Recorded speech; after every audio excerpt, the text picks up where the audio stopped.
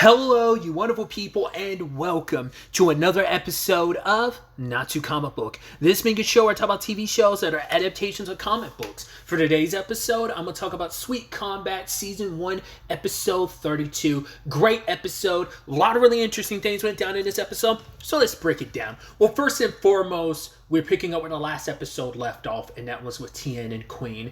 And obviously, they say their goodbyes to each other, like wishing each other well, because this might be the last time they ever see each other. And there's that like monologue, that voiceover from not monologue, but voiceover from Tien, which is so sad when they go their separate ways, where it's like, I was so scared that like if I ever like did not catch up to you, I'd lose you forever. But it seems like even in this situation, even when I turn around to try and grab you, I still end up losing you anyway. It's like, oh dude.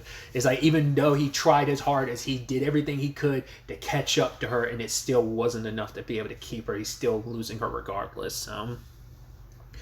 All the while that's happening, we have Yi Chen sitting down with Shiwei, because once again we're not done with him, and I figured he'd want his revenge. I was like, were you going to go after Tien? And it's like, or will you go after Queen? It's a twofer.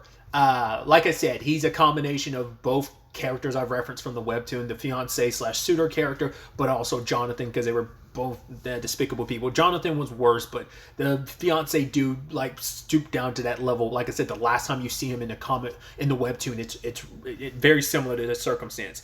But Yi Chen just wants his revenge against Wuji until he finds out the person Shiwei invited is Wuji. And like Yi Chen is like, man, I want nothing to do with this. And he ends up overhearing Shiwei planning with Wuji. And I was like, yo, are we getting the full Yi Chen like redemption arc? And we are. I brought it up before. This character like disappears like after the tournament. Like after he loses to Jaegu in the preliminaries, like you don't really, once again, he pops up like a couple panels here and there, but it's only like 2 or 3 times. And then that we see the character maybe one time still up to the same BS. But yeah, for him to have a redemption arc, because he's overhearing like, okay, Shiwei's like, right, you want to get revenge against Queen, you want to get your match against Queen, you need to explore their weakness. It's like, what is that weakness? It's Tien. Because I brought it up last episode that I was like, oh, I'm surprised he went after her brother and never went after Tien. It was like, that seemed like that'd be the obvious choice, but it's because Tien wasn't even on Wuji's radar, and Shiwei had to be the one to set that all up. So like I said, it's so interesting because this chunk right here is combining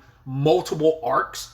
Because there's a situation where Jonathan in the webtoon, like I was bringing up, like the photo last episode that Shiwei was having taken, there was a photo situation that Queen wanted the photo back and ended up having to fight some of Jonathan's fighters. So that's a whole arc thing in itself. But also what happens to Tien is a whole other arc. In fact, it's like the last big thing that happens in the webtoon, and then we kind of get like more like character-based stuff of like figuring out relationship stuff. But this is like the last like action section of the series. So it's interesting that like these two big arcs are kind of like combined together. These two action arcs are kind of combined together, but we'll get to that when we get to it. But yeah, like Yi Chen initially was kind of trying to figure it out, because he didn't realize like who could they have been talking about that's Queen's weakness. And then he thought about Tien, about how Queen went so far into, beyond to like go out of her way to protect him. And then when he figured it out, he's like, that's not my concern. But then eventually it started weighing on him, because he remembers like what Tien kind of represents to him. It's like, right, Tien changed, and I was kind of putting his life to change him, and he might have been putting my life for the same purpose, as he says later on. So later on, when Tien's coming back home, Wuji's waiting for him, and so Yi Chen shows up to help, but like Tien like goes up against Wuji just to try to make, which once like Tien's doing all the flips and stuff, I'm like, whoa. But then I was like, oh right, he does have his parkour. We just don't, he's never really used it much during his matches. I mean, I'm sure it's kind of utilized somewhat. I mean, like the way he studies his enemies, like obviously that is a byproduct of like his delivery days and him being able to parkour and stuff like that. Like just the way his mind works as a fighter,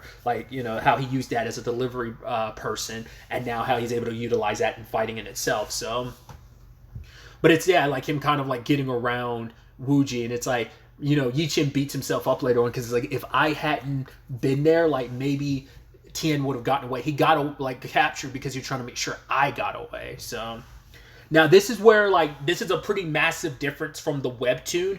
there is a kidnapping situation. Obviously, it's not this exact circumstances, and it's not even the same character. In the webtoon, the character that gets kidnapped is Dao Dao.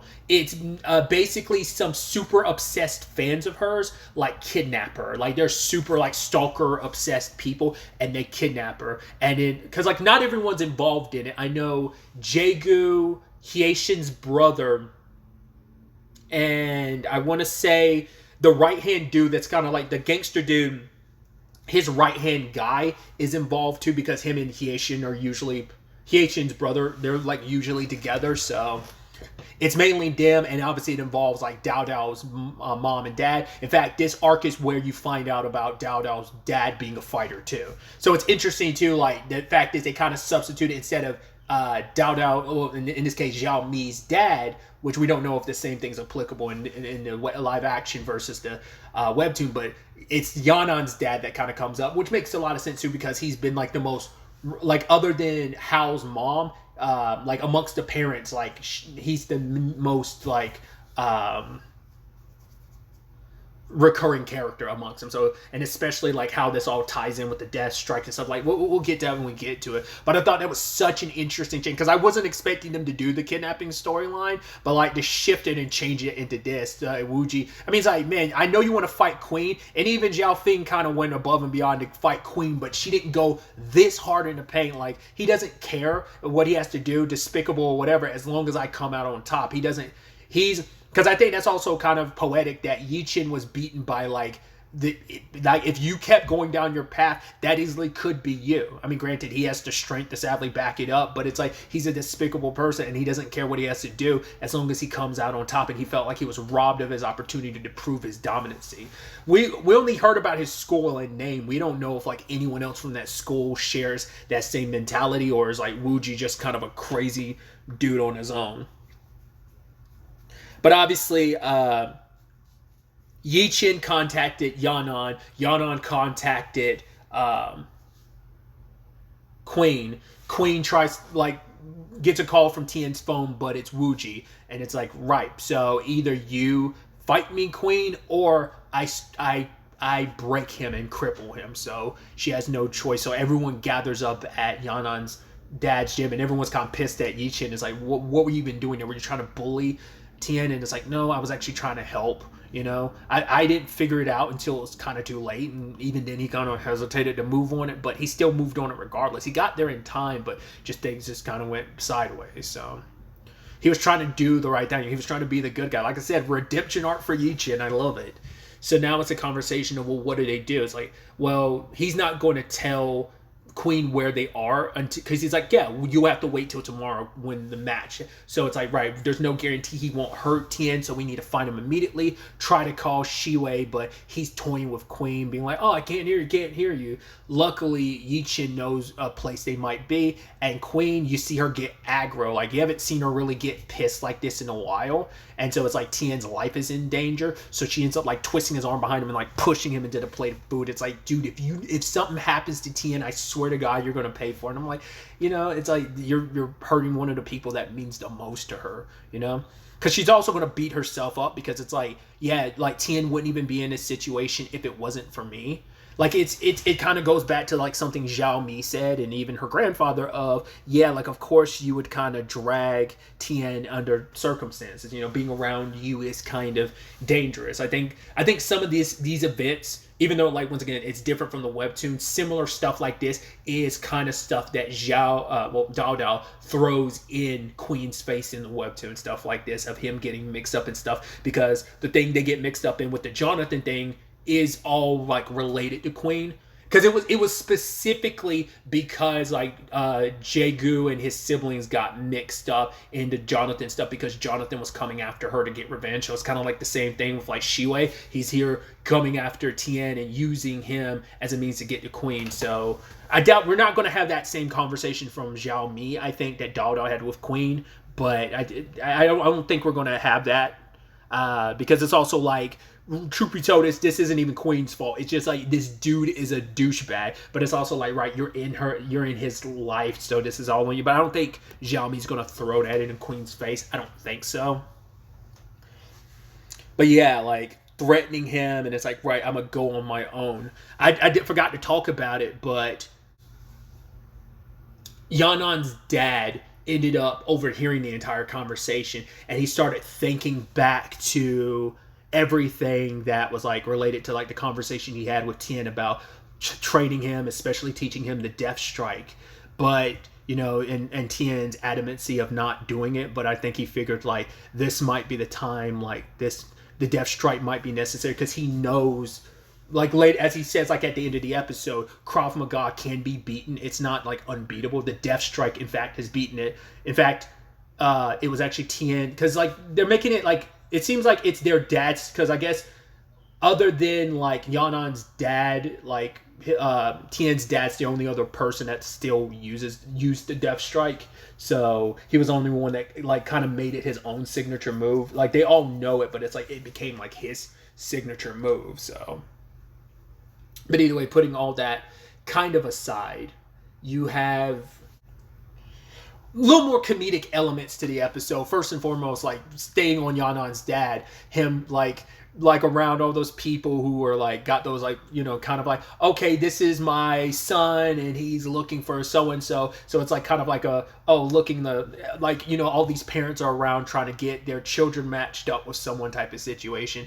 And then here's like Yanan's dad being so critical at some points of like, oh, this and that, talking all kinds of shit, and he gets chased away by one of the mothers, and he's like, right, who am I to judge?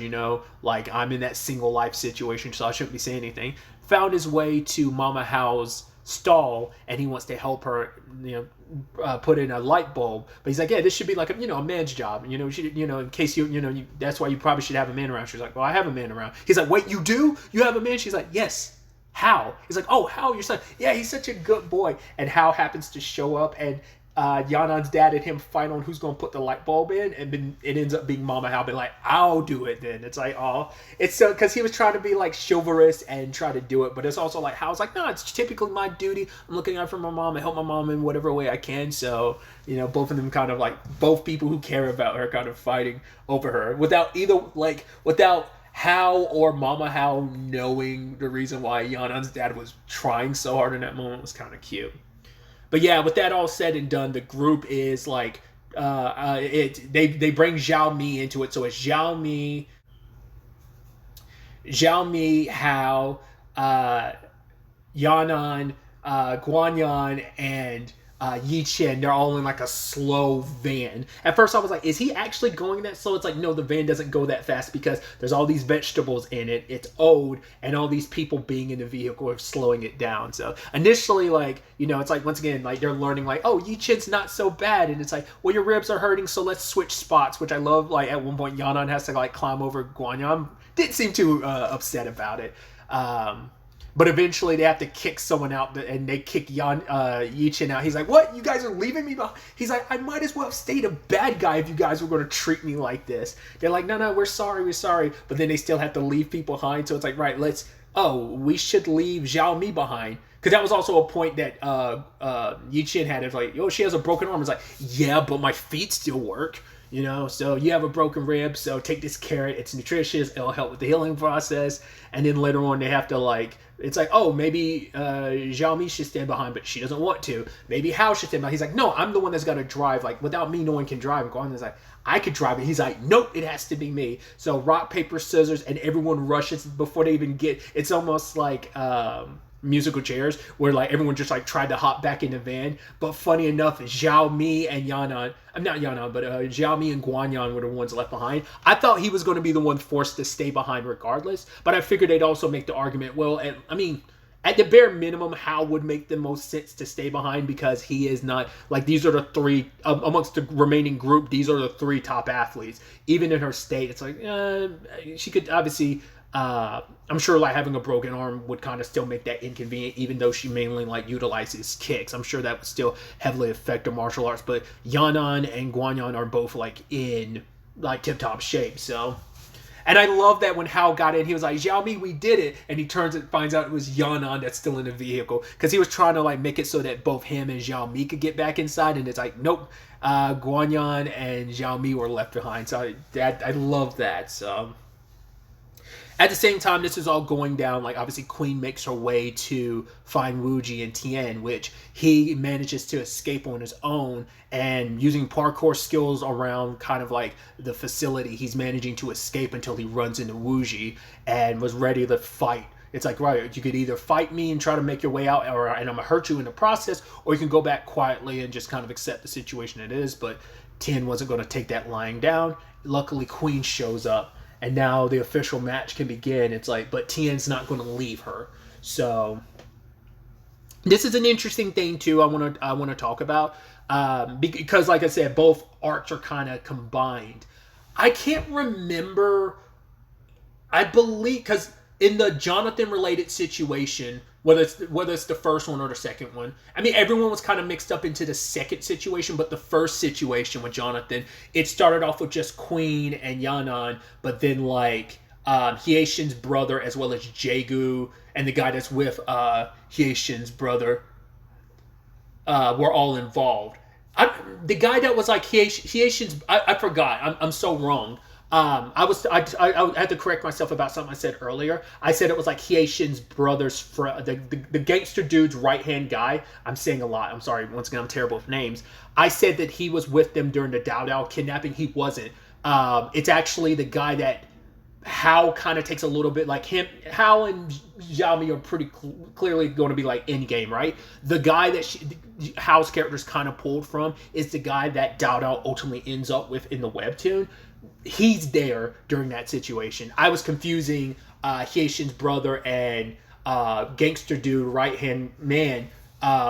They were involved with the first situation. They were involved with the Jonathan situation. So that's what I was kind of blurring together and confusing. So I kind of wanted to correct that. But yeah, like I said, like Dao Dao tried to make her way there. I can't remember if she got there. I think she got there near the end of it. I don't think she participated in it, if I remember correctly. And like the kidnapping, Yanan nor Queen were involved. I don't think so. They didn't contact Yanan about it. I mean, not Yanan, sorry. Moon Young. I'm fairly certain Moon Young was not involved with Dao Dao's kidnapping.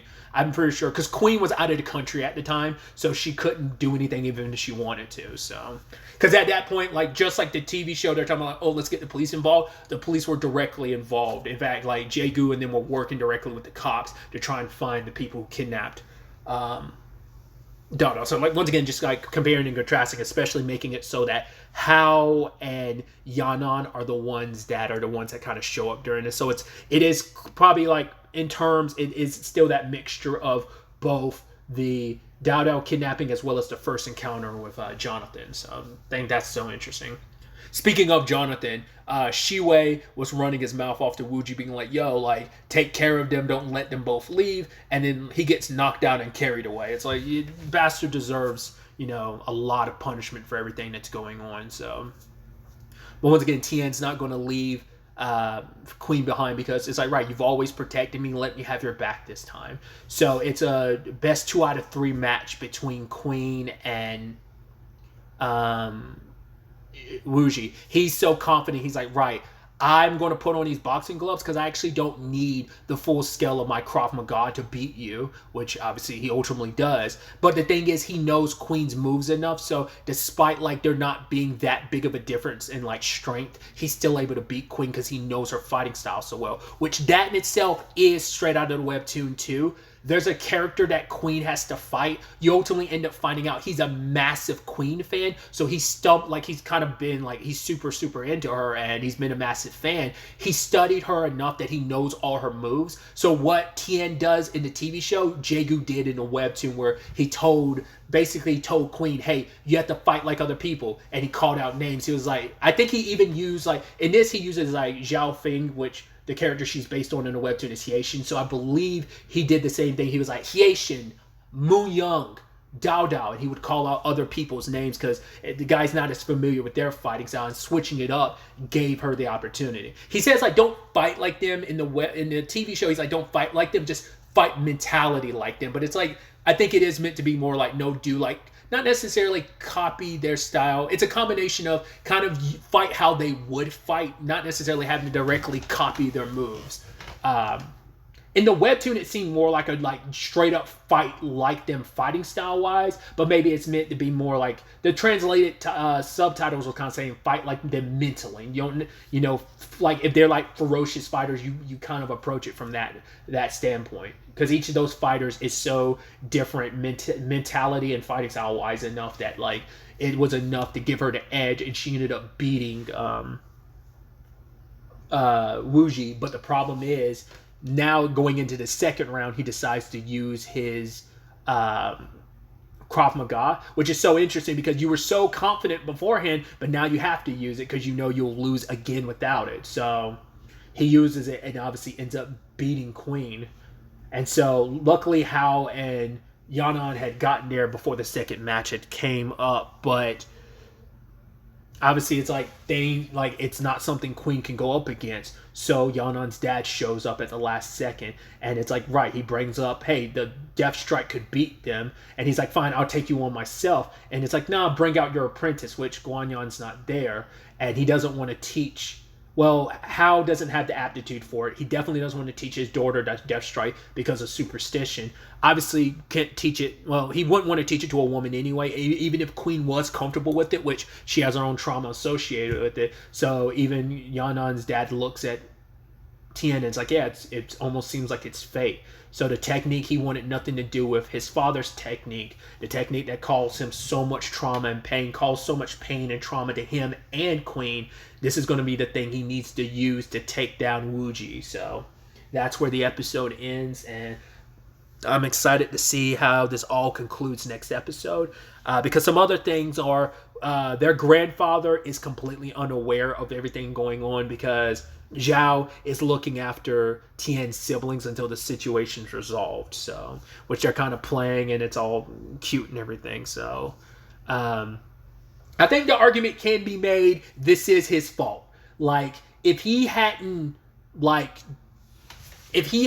done what he did, like his decision making has set a lot of stuff in motion. I think you can make the argument this kind of started with her grandfather, and it's like the repercussions of his actions set a lot of this in motion. Once again, Wuji's just crazy, so this probably still would have happened either way, but it's like if he had beaten Queen in the actual proper match and her, instead of her having to drop out just because of everything she was dealing with, who knows how this would have all played out. But a lot of this could have been prevented if it wasn't for like her grandfather's machination. So I put a lot of this on him, and hopefully he will feel some kind of guilt about all of this being set in motion because of him. So like I said, we'll ultimately have to wait to see how this all concludes next episode and how this all plays out.